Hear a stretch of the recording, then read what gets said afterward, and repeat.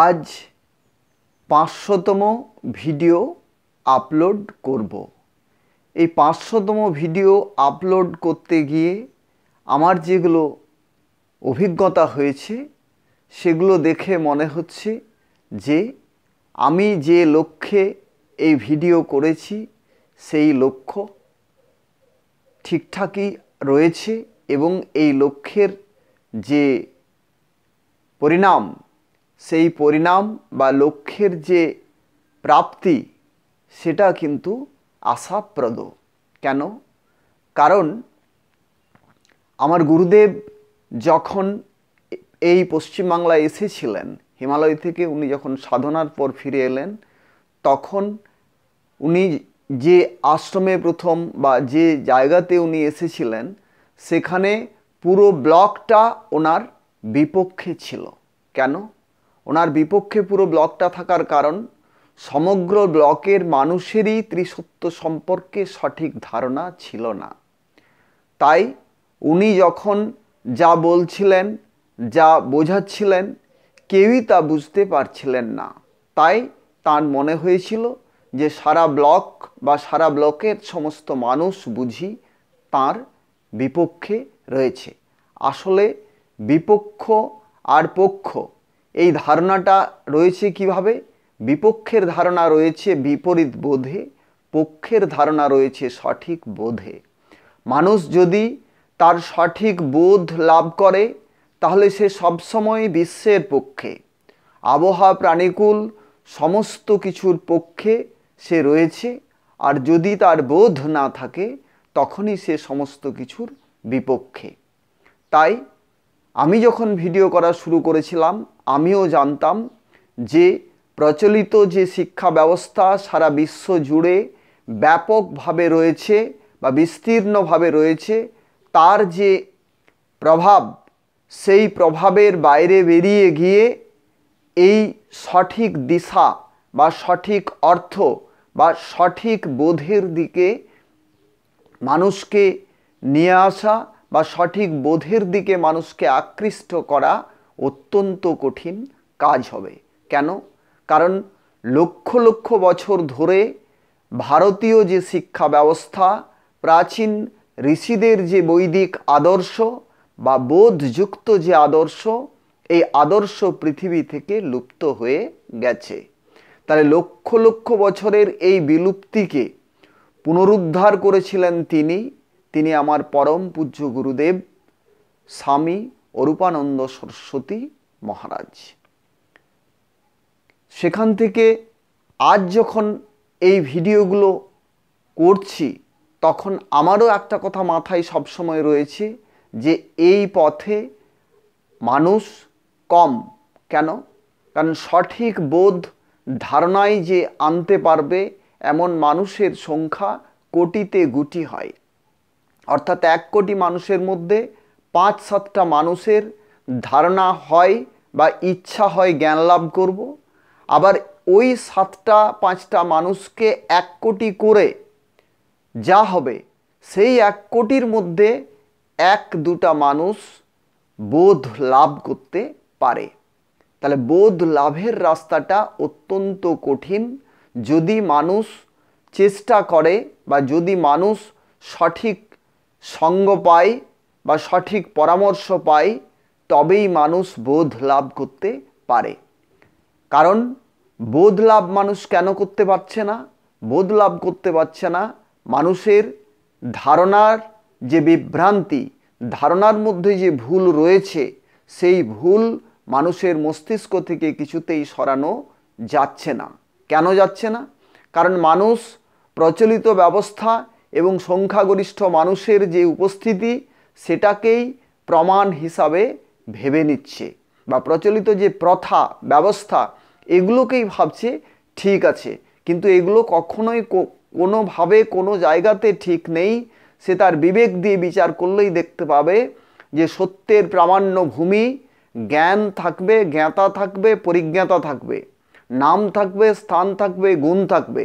প্রকৃতির নাম আছে, প্রকৃতির স্থান আছে, প্রকৃতির গুণ আছে। জীবের নাম আছে, জীবের স্থান আছে, জীবের গুণ আছে। ঈশ্বরের নাম আছে, ঈশ্বরের স্থান আছে, ঈশ্বরের গুণ আছে। এই ত্রিভূমিতে বা এই ত্রি অর্থ বা এই ত্রিসত্যকে যদি মানুষ উপলব্ধি করতে না পারে তাহলে তার রয়ে গেল ফাঁকি। তাহলে মানুষের সবচেয়ে বড় অপরাধ হচ্ছে নিজেকে না জানা। একটা মানুষ যদি নিজেকে না জানে বা নিজেকে যদি ফাঁকি দেয় বা তার আত্মপরিচিতি যদি না থাকে তাহলে সে কিন্তু অপরাধী। কিভাবে তার এই অপরাধের প্রকাশ ঘটছে? তার প্রথম অপরাধ, সে নিরোগ শরীর লাভ করতে পারবে না। দ্বিতীয় অপরাধ, সে সংঘর্ষ বিবাদ থেকে মুক্তি লাভ করতে পারবে না। এবং তৃতীয় যে তার অপরাধ, সেটা হচ্ছে সংশয় সন্দেহ থেকে সে মুক্ত হতে পারবে না। কেন? কারণ মানুষ নিজেকে যদি না চেনে, নিজেকে যদি না বোঝে, তাহলে সে প্রকৃতির ভোগকে বুঝবে কি করে? কেন? প্রকৃতিতে তো কিছুই নেই, শুধুমাত্র ভোগ রয়েছে, তুচ্ছ এক ভূমি। এই ভূমিকেই যদি সবচেয়ে মহত্তম ভূমি এবং শ্রেষ্ঠতম ভূমি ভাবা হয় তাহলে তার অপরাধ এখান থেকে শুরু হচ্ছে। চৈতন্যের যে ভূমি, আত্মার যে ভূমি বা তার যে বুদ্ধ, বিশুদ্ধ, সংশুদ্ধ যে চৈতন্য, সেই সম্পর্কে যদি সে ধারণা করতে না পারে তাহলে প্রথম সে নিজেকে ঠকিয়ে দিল। তাহলে যে নিজেকে ঠকিয়েছে, বিশ্বকে ঠকাতে, পৃথিবীকে ঠকাতে তার অসুবিধা কোথায়? তাহলে তার অপরাধ এইখান থেকেই আসছে। আত্মপরিচিতি না থাকার কারণে আত্মীয়দেরকে সে চিনতে পারছে না। সে যেহেতু নিজেকে চেনে না, তাই আত্মার সঙ্গে তার কি সম্পর্ক অন্যদের রয়েছে সেটাকেও সে ধারণায় আনতে পারছে না। তাহলে প্রাকৃত লোকের সমস্ত কিছুর সঙ্গেই চৈতন্যের যে সুনিবিড় সম্পর্ক রয়েছে, এই সম্পর্ক মানুষ বুঝতে যদি না পারে তাহলে সে অপরাধী। এবং সবচেয়ে ভয়ঙ্কর অপরাধ হচ্ছে একটা মানুষের সংশয় সন্দেহ।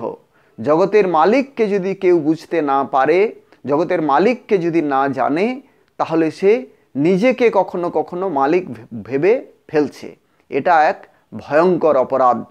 কারণ জগতের প্রতিটি ভোগ্য বস্তু বা ভোগ্য যে উপাদানগুলো রয়েছে, সমস্ত উপাদান কিভাবে রয়েছে? সেই উপাদানের যে গুণ, সে গুণ নিয়ন্তা থেকে আসে। তাহলে মানুষ কি করবে? এই নিয়ন্তার গুণকে উপলব্ধি করবে তার আত্মার দ্বারা, তার চৈতন্যের দ্বারা। তাহলে ভোক্তা হিসাবে মানুষের অধিকার রয়েছে, কিন্তু সে ভোগ করবে কিভাবে? ভোক্তা হিসাবে মানুষ ভোগ করবে, ঠিক আছে, কিন্তু এই ভোগের ব্যবস্থাটা কার? এই ব্যবস্থা হচ্ছে নিয়ন্তার। নিজের ইচ্ছা মতো যদি ভোগ করতে চাই সেটা দুর্ভোগ হবে। নিজের ইচ্ছা মতো যদি ভোগ করতে চাই সে রোগ ডেকে আনবে। নিজের ইচ্ছা মতো যদি ভোগ করতে চাই সে সংঘর্ষ ডেকে আনবে। নিজের ইচ্ছা মতো যদি ভোগ করতে চাই সে সংশয়, সন্দেহ, অশান্তি ডেকে আনবে। তাহলে মানুষ প্রতিদিন প্রতি মুহূর্তে অপরাধ করছে, অথচ বুঝতে পারছে না যে সে কোথায় অপরাধ করছে।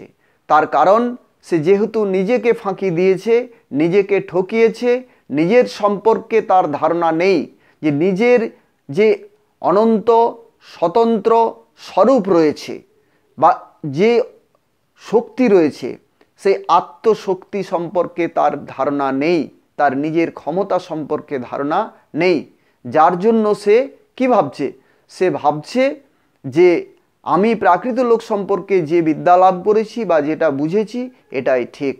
আরও যে বৃহত্তর বোধ রয়েছে, বৃহত্তম বোধ রয়েছে, ওই অদৃশ্য দুটি বোধকে না আয়ত্তে আনার কারণে বা বুঝতে না পারার কারণেই মানুষ ভয়ঙ্কর অপরাধ করে চলেছে, অথচ সে বুঝতে পারছে না।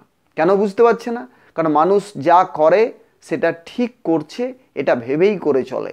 তাতে সে প্রতি মুহূর্তে দেখছে সে ব্যাধিতে যুক্ত হয়ে যাচ্ছে, রোগে যুক্ত হয়ে যাচ্ছে, সংঘর্ষে যুক্ত হচ্ছে, সংশয় সন্দেহ সবসময় রয়েছে। প্রতি মুহূর্তে বিশ্বের প্রতিটি মানুষ আন্দাজে চলেছে, সংশয়ে চলেছে, অন্ধকারে চলেছে, অথচ ভাবছে আমি আলোতে চলছি। এই যে আলো, সঠিক আলোর দর্শন না পেয়েও অন্ধকারকে আলো ভাবা, এ এক ভয়ঙ্কর অপরাধ।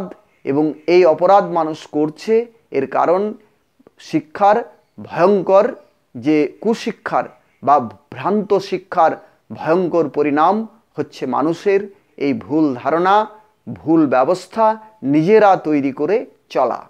ঈশ্বরের ব্যবস্থাকে ভুলে একটা অব্যবস্থাকে ব্যবস্থা বলে চালানোর চেষ্টা করা হচ্ছে। এটাই হচ্ছে মানুষের জীবনে সমস্ত কিছু দুঃখ, কষ্ট, যন্ত্রণা, বিবাদ, সংঘর্ষ, অশান্তির মূল কারণ। তাহলে মানুষ যদি সুশিক্ষা লাভ করতে চাইতো বা সুশিক্ষা পেত, তাহলে মানুষের জীবন সুখের হতো, মানুষের জীবন সম্প্রীতির হতো, মানুষের জীবন শান্তির হতো।